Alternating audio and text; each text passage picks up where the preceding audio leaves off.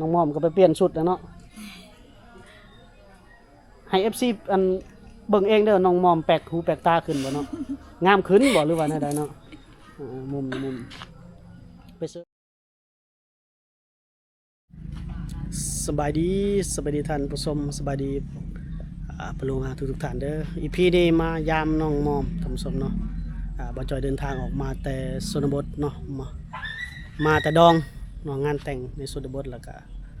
มาแวะมายามน้องมอมบ้านน้องแดงเนาะ FC เพิ่นก็ตามหาว่าซั่นซ้ำมามื้อนี้ก็เลยแวะมาหาน้องเพิ่นเนาะน้องมอมสบายดี FC เพิ่นสบายดีเฮ็ดหยังเกาะหนึ่งเขาแรง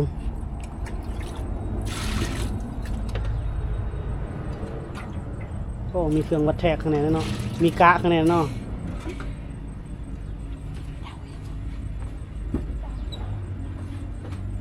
บรรยากาศในบ้านของน้องมอมโอ้เฮือนครัวเพิ่นนี่มืดคักขนาด ไผ่ละ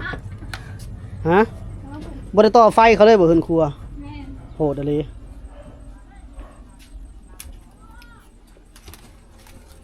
หนึ่งเขากินแรง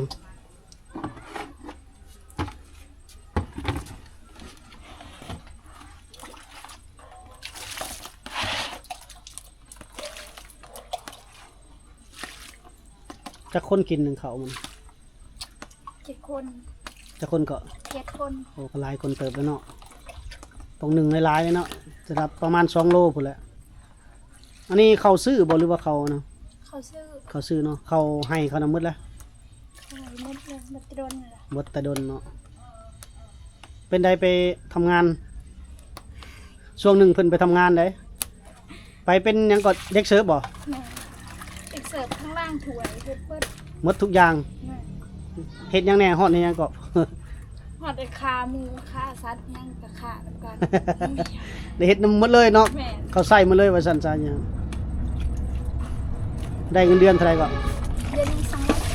เท่าไหร่ก็ เดือนหนึง2 ล้านหาจะเป็นเงินเดือนมันดง โอ้2 ล้าน5ดง แม่ บ่แม่นกีบอีก แม่ ตกเงินกีบเฮาเท่าไหร่ซะ2 ล้าน 2 ล้านอ๋อเดือนหนึง2 ล้านนอนอยู่หั่นเลย แม่ อ๋อกินข้าวอยู่นำเพิ่นนอนอยู่เพิ่นเลย เมื่อก่อนหันเม่นเที่ยวเอานอนอยู่พุ่นละแม่นอาทิตย์หนึงพอดีเพิ่นอันเฮ็ดเฮือนหลังใหม่ให้ห้องนอน โอ้เฮ็ดห้องนอนให้ แต่เก่าบ่มี แต่ก่อนน่ะเที่ยวเอา แม่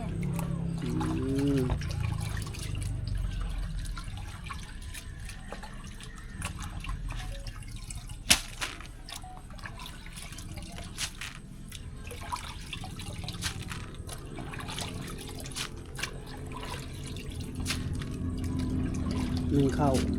ข้าวแรงน้องมอมสาวบ้านน้องแดงดนแล้วบ่ได้เห็นน้องมอมนึ่งข้าวบัดนี้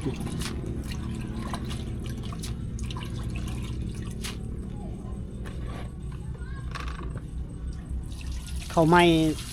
มีบ่ปีนี้สุกแล้วบ่ ยังบ่ทันได้สุก ไก่แล้วเนาะ ยัง คิดว่าเดือนใดสิได้ฮูดข้าว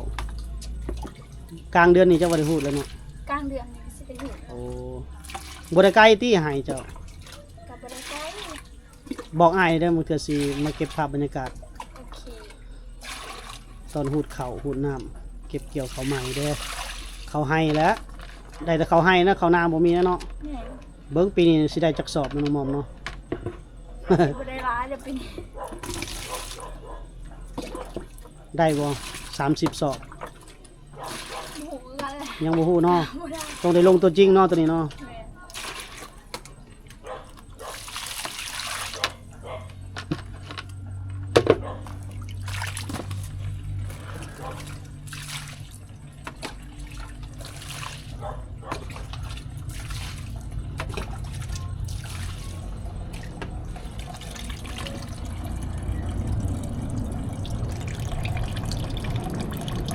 มีข้าวเย็นบ่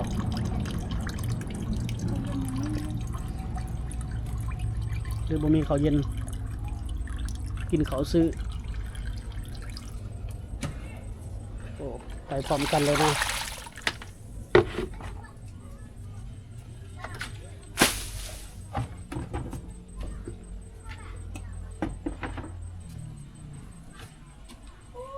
ยังบ่ยังทันได้ยกขึ้นไป ท่านน่ะหม้อยังไงน่ะ หม้อน้ำไม้ โอ้แกงหน่อไม้แรงกินแรงโอ้ เลือกน้ ตั้งแม่นบอนบ่ต่อฟืนต่อไฟเขาเลยเนาะมันกลัวกันมืดคักใส่แฟตซอยแล้วแกงใส่หยังมีซีนมีหยังบ่หรือมีจิรอก็บ่ใส่บ่ ำแม่ โอ้ขุดจิรอ ขุดเด้ ขุดจิรอใส่แซ่บเด้สุดยามนี่เด้อืม ถ้าแกงหน่อไม้สุกคุณบ่จังยกเข้าขึ้น ประมาณนั้นแหล้วเนาะอ่าคือเห็นว่า ไปเฮ็ดงานผิดกันกับอันเซฟผมบ่ เฮ็ดกับน้องทวนเนาะอยู่นำกันกับน้องทวนแม่นบ่2คนน้องทวนก็ออกบ่ แม่ คนแถวบ้านเฮานี่ไปหาเฮ็ดเวียกเฮ็ดงานบ่อยากไวเนาะเฮ็ดกับเวียดกับหยังอยากออกรถเนาะ เดี๋ยวสุดท้ายเพิ่นสิใส่ให้เฮาเฮ็ดเบิดทุกอย่างยกเว้นแต่ขาสัตว์ โอ้แบบว่าเฮาสมมุติว่าตกลงตอนเว้ากันเวลาไปเฮ็ดงานน่ะว่าเฮ็ดงานหยังเฮ็ดหน้าที่หยัง เพิ่นก็ให้แต่ว่าเสิร์ฟแล้วก็ล้างถ้วย อ๋อ แม่นเฮ็ดปัดอาหารแม่งก็ ปัดกวาดสะอาดเนาะ แม่น แต่บัดเฮาไปลงตัวจริงเด้อ มันเฮ็ดหลายๆอย่างเลย งานหยังก็ได้เฮ็ดหมดเลยเวียก แม่น เป็นต้นแม่นขาสัตว์ก็ได้เฮ็ดนํบ่ แม่น ได้จับนํนี่นั่น เพิ่นเฮ็ดเวลาเพิ่นสิเฮ็ดกินเพิ่นก็ใส่ให้เฮาเอานั่นเอานี่หรือว่าเป็นบวงบ่จานบ่หรือว่าอีหยัง ลูกมือว่าซั่นซะ เฮาเป็นลูกมือให้เพิ่นแล้วเฮาบ่ไหว อืม แบบเฮาเฮ็ดบ่ถูกเฮาเว้าภาษาเวียดบ่เป็นแหน่บ่เข้าใจแหน่หน่อยหนึงเพิ่นก็สิหายเฮา โอ้ว่าง่ายว่าการสื่อสารเนาะเขาเจ้าบ่เป็นภาษาลาวเลยเนาะ แม่น ส่วนหลายจะเป็นเวียดต่างแขวงมา แม่น เวียดมาแตะไกลเด้บัดนี้สื่อสารกันบ่ถูกแล้วมีการห้ายกันหยังกันแล้วเนาะ แม่น เขาก็จะขึ้นเสียงใส่เฮาเอานั่นเอานี่ว่าซั่นซะก็เลย เฮาก็บ่แบบบ่พอใจหั้นนะ อ่า บ่พอใจที่เพิ่นขึ้นเสียงใส่เฮา แบบบ่ทั้งที่บ่แม่นเวียกของเฮาแต่เฮาเฮ็ด อ๋อ เฮาบ่พอใจเฮาก็เลยลาออกนำเพิ่น อ๋อได้รับเงินเดือนงวดแรกก็ออกเลยเนาะ แม่น โอ้แม่นคันว่าซั่นน่ะได้อยู่ต่อเนาะแต่ว่าก็คือขึ้นเสียงคือหยังกันแล้วก็อยู่บ่ได้อ๋อเนาะ แม่น งานก็หนักอยู่บ่ ก็พอสมควร พอสมควรเนาะเงินเดือน2ล้านก็ประมาณ 3,000 บาทท่านผู้ชมเนาะประมาณ 3,000 บาท 3,000 กว่าประมาณนั่นแหละ 3,000 เอ็ดประมาณนั้นแต่ว่าเวียกก็รวมเนาะเวียกก็แทบจะเฮ็ดทุกอย่างแล้วว่าซั่นซะเพราะว่ารายเดือนเด้เงินเดือนเด้ก็ได้เฮ็ดหมดซอยกุ๊กซอยหยังก็ได้เฮ็ดหมดเนาะ แม่น ก็เลยแล้วก็อยู่ได้แต่เดือนเดียวสื่อสารกันบ่เข้าใจผู้ให้น่ะมันเซฟเนาะบ่แม่นเท่าแก่ บ่แม่นเฒ่าแก่แต่เพิ่นเป็นเสก เป็นเซฟเป็นหัวหน้าปรุงแต่งแล้วก็ผู้บริหารเซฟหั่นละว่าง่ายสไปเซฟอยู่หั่นละเฮาเป็นลูกมือเป็นกรรมกรอีกส่วนหนึงบ่ถือกันแล้วก็ออกเนาะโตเฒ่าแก่เองบ่ได้เว้าหยังบ่เฮาออกเนาะเพิ่นก็บ่ได้เว้าหยังแต่เข้ามาจน โอ้ ออกเด่น ออกเพิ่นก็บ่ได้ว่าอยู่ก่อนน้องบ่ได้ว่าเนาะบ่ได้ลังเนาะ ยันว่าโอ้อยู่ก่อนน้องมอมอยู่ซอยเอื้อยก่อนมื้อนี้ เป็นภาษา โอ้เขาก็อาจจะบ่ได้ค่อยวุ่นวายดอกเนาะก็ปล่อยให้หน้าที่ของอันนั้นเขาจ้างคนเวียดเขาจ้างบ่ได้เด้อเงินเดือน2ล้านนี่บ่มีไผมาเฮ็ดอยู่บ้านเฮานี่นะเขาก็จะหาคนลาวคือเก่าหั่นล่ะเพราะว่าเงินเดือนเวียดสูงได้เดือนหนึง5-6 ล้าน7ล้านผู้ซ้ำกับเงินเดือนคนไทยคือเขาจ้างกันแหละ เพิ่นเป็นเสกเดือนหนึงละ20ล้าน เห็นบ่เขาได้เงินเดือนหนึง20ล้านเฮาเป็นลูกมือเงินเดือนหนึง2ล้าน คนละเรื่องเลยเนาะบัดนี้เขาจ้างคนเวียดเขาจ้างบ่ได้ร้อยทั้งร้อยให้มั่นใจโลดอีกอย่างคนเวียดมาหาเฮ็ดงานอยู่เมืองลาวเฮานี่เขาต้องได้เดือนหนึง5ล้านกีบขึ้นไปเขาจังเฮ็ด5ล้านกีบ6ล้านกีบขึ้นไปหรือเท่ากับ10,000 บาทนะเขาจะมาเฮ็ดงานอยู่ลาวเฮานี่ได้เพราะฉะนั้นเขาจ้างบ่ได้เด็ดขาดเขาจะจ้างแต่คนลาวเฮาก็จะหมุนเวียนคนเข้าออกมานี่แหละเขาเห็นบ่ทางบ้านทางเขตพุ่นเขาน้องวาดน้องหยังก็เฮ็ดนํคนลาวก็เฮ็ดบ่ได้เฮ็ดเขาจ้างถือก็แบบนี้แหละคือห้ายปานนี้แหละก็บ่ทนบ่ทนบ่ได้ก็ออกกันเขาก็บ่ไหวว่า ไปก็บ่ไหวเงินเดือนถึกกดถอดมันอยู่ในปากเสียงหั่นแหละว่าบ่มีความสุขทางด้านจิตใจครับแคบว่าซั่นซะบ่ม่วนในใจ เรื่องเงินเดือนเฮากับบริติแต่เฮาอยากเข้าใจกัน แม่นแหละมันละม่วนเนาะ เนาะเฮาเฮ็ดเวียกมาเมื่อยๆแต่ถึกเพิ่นให้หรือว่าเพิ่นเว้าหยังเฮาก็บ่ม่วน ถ้าเพิ่นเว้าดีนำเฮาก็สิม่วนเฮ็ดเวียกก็มีกำลังใจ แม่นนะเขาก็ยังว่าพอทนเนาะ แม่น ส่วนหลายมันจะเกิดวันนี้แหละแบบบ่ม่วนในใจเกินว่าขับที่อยู่ได้ขับใจอยู่ยากกว่านั้นว่านั้นประมาณนั้นแหละก็เลยออกเนาะได้2 ล้านกีบมาเนาะ พอได้ประสบการณ์เพราะน้องมอมนี่บ่ค่อยได้ออกไปหาทำงานทางนอกนะไปคือเดียวก็ถือว่าได้ประสบการณ์มาแล้วและสิไปงานใหม่บ่มื้อน่ะหรือว่าใดๆหรือว่าสิฮูดเข้า หมดเข้าแล้วยังสิไปหางานใหม่ ต้องมาเก็บเกี่ยวเข้าก่อนเนาะโอเค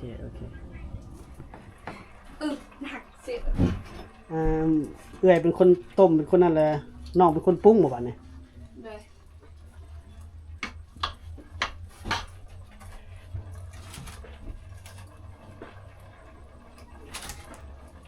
โอ้หอมผักเพิ่นผักหยังนี่ล่ะผักฮะผักสะแงะแกมหน่อไม้มันแซ่บมันหอมน้ำผักสะแงะนี่ล่ะ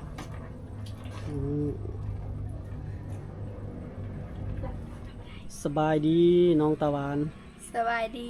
น้องวันตาได้เนาะ เลย โอ้ดนๆมาแวะมายามแล้วลืมหมดชื่อได้บัดนี้เด้ช่วงนี้น้องวันตานี่เฮ็ดหยังช่วงนี้ ไปโรงเรียน ไปโรงเรียน เลย เอ้าเข้าโรงเรียนแล้วบ่ยังเข้าโรงเรียนบ่ เลย โอ้ยังบ่ได้ออกบ่ เลย อันนี้ได้เข้ามอได้บัดนี้อยู่ปอใด อยู่ปห้า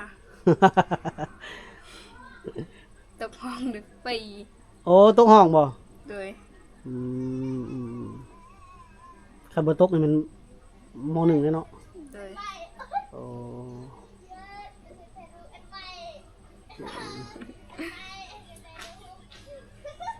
ก็คิดว่าเพิ่นได้ขึ้นมอเลยได้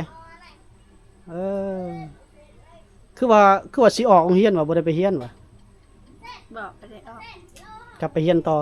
เลย อ๋อดีแล้วเรียนละการศึกษาเป็นสิ่งที่สำคัญ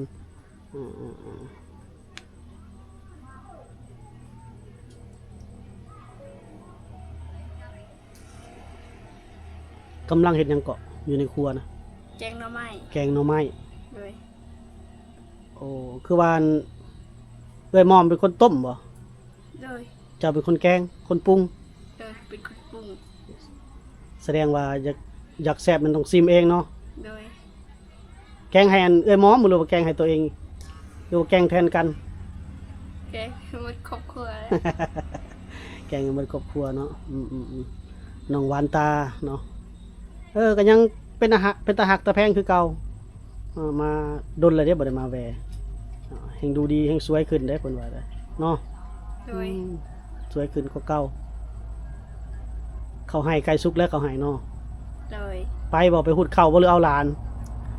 บอกไปโรงเรียน โอ้ไปโรงเรียนเนาะ เลย เอาวันเสาร์วันอาทิตย์เด้ มาเช้าวันที่ก็เอาลานวันที่คุณเขา สิเลือกตัวใดระหว่างเอาหลานกับไปหุดเข้า ไปคุณเขา เอาบ่เอาหลานบ่อยู่ห่มได้เอาหลานเลย อยู่ห่มลานเอาลาน โอ้ไปหุดเข้า